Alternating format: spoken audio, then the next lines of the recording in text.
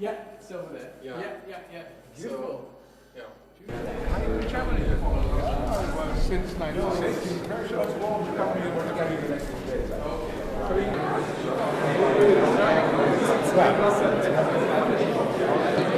I think the Maastricht Treaty was a very important stepping stone for further European integration. At the same time, we have learned over the years that there are some inefficiencies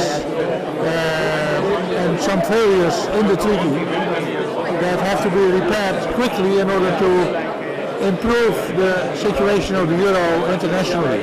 And I'm sure that will work.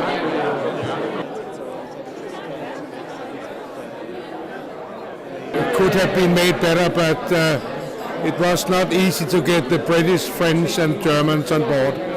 They had very different views, so but now perhaps I think things are moving in the right direction.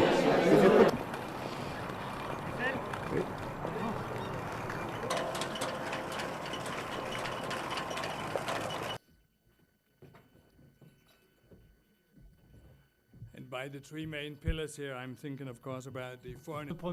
Sur la première question, l'élargissement, c'est un bon.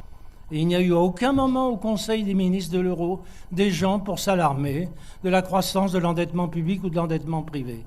S'il y avait eu une véritable coordination des politiques économiques, il en aurait été autrement. Ce qui veut dire que pendant 10 ans environ, l'euro a montré des aspects positifs. La croissance a été supérieure en moyenne à 2%. L'intégration entre les pays membres de l'euro s'est accrue, tant du point de vue des investissements que du commerce extérieur. Et on a créé 15 millions d'emplois pendant ces 10 ans. Mais j'ai toujours dit, l'euro protège mais ne stimule pas, il protège y compris de nos bêtises.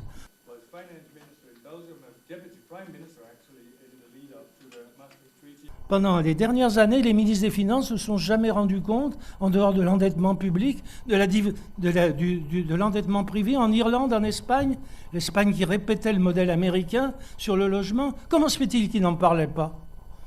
Donc il manquait quelque chose. L'obsession du monétaire.